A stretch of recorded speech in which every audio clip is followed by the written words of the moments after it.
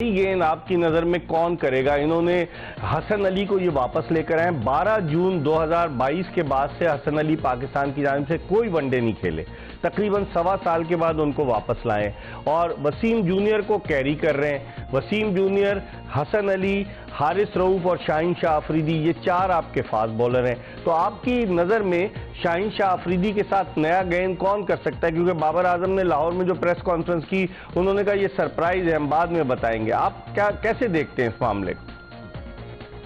देखें, मेरा ख्याल है कि इससे पहले आप इमाद वसीम थे, वो काफी हद तक पाकिस्तान का जो नए बॉल का वो था, एक बर्डन था, वो शेयर करते रहे। अब वो भी इस टीम में नहीं है। तो प्रॉब्लम अब ये होगा कि अगर शाहीन अफरीदी के दूसरी टीम 3 या 4 ओवर सर्वाइव करने में कामयाब हुई है, जिस तरह आपने अफगानिस्तान के खिलाफ एक पाकिस्तान का मैच देखा जिसमें उनके ओपनर ने 250 का स्टैंड दिया, और उसके बाद जो इंडिया के खिलाफ पाकिस्तान का मैच हुआ उसमें रोहित शर्मा और शुभमन ने जब उसकी अर्ली 5 ओवर सर्वाइव किए तो उसके बाद 350 रन की एक बड़ा टारगेट खड़ा कर दिया। तो अब हमारे लिए $1 बिलियन क्वेश्चन ये है कि शाहीन की अगर नए बॉल के साथ 3 या 4 ओवर कोई भी टीम सर्वाइव कर जाती है तो उसके बाद अब जो हमारे जो बाकी बॉलर्स हैं वो ना तो मिडल में इतने ज्यादा सक्सेसफुल हैं, क्योंकि हमने पीछे देखा कि जमान खान को भी देखा, वसीम जूनियर को भी देखा, उनका जो नए बॉल का इम्पैक्ट था वो इतना ज्यादा नहीं था, और ना ही वो जो सेमी न्यू बॉल है उसको वो अच्छे तरीके से यूटिलाइज कर सके, और वो काफी अर्से से बाहर बैठ के वो भी थोड़ा सा रस्टी हो चुके हैं। तो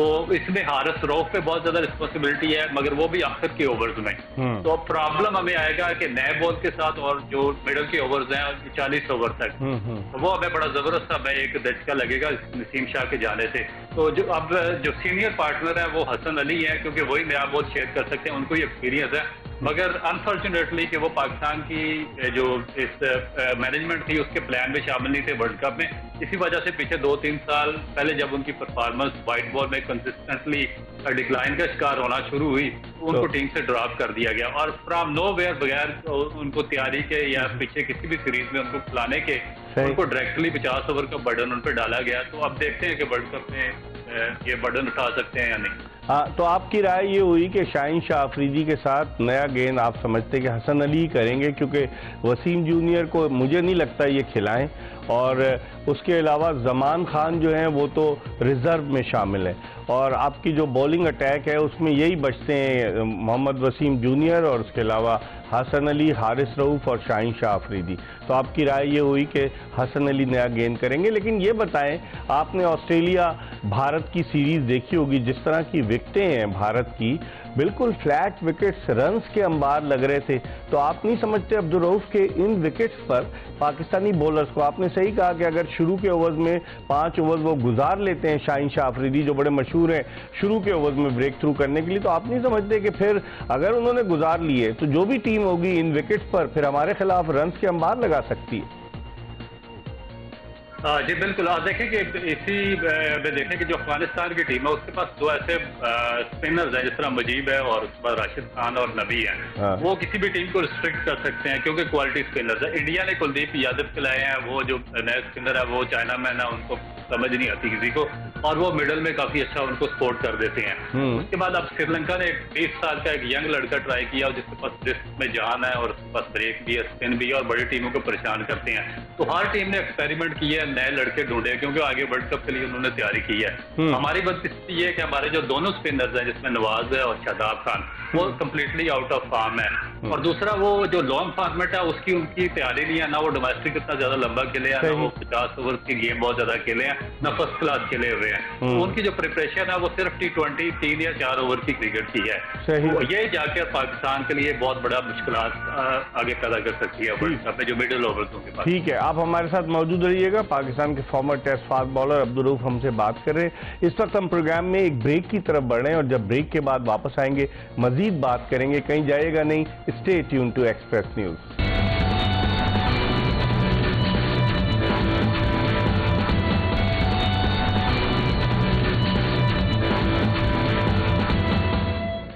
welcome back after the break. आप देख रहे हैं एक्सप्रेस स्पोर्ट्स पेज, और हम बात कर रहे हैं पाकिस्तानी क्रिकेट टीम के इम्कानात के हवाले से वर्ल्ड कप में कि पाकिस्तानी क्रिकेट टीम किस तरह की कारकर्दगी पेश करेगी। हमारे साथ मौजूद है वीडियो लिंक पर लाहौर से पाकिस्तान के former test fast bowler Abdul Rauf. Break पर जाने से कबल हम इनसे बात कर रहे थे कॉम्बिनेशन के नया गेंद कौन करेगा। अब्दुल रऊफ, अब ये बताएं कि आपने जिस तरह जिक्र किया भारतीय स्पिनर्स का कि कुलदीप यादव है, उसके बाद रविंद्र जडेजा है, अक्षर पटेल है, अगर आप दीगर टीमों को देखें कि श्रीलंका ने अपनी जिस टीम का ऐलान किया है वेलालागे, उनकी जो लेफ्ट आर्म स्पिनर जिन्होंने एशिया कप में अच्छा परफॉर्म किया, उनके साथ ठिक शाने।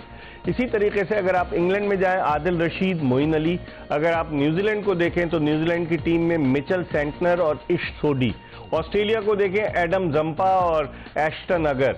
अच्छा, फिर उसके अलावा आप जो दीगर टीमें जिनको मैं बात कर रहा हूँ, साउथ अफ्रीका को आप देखें तो तबरेज शमसी और कैशेव महाराज।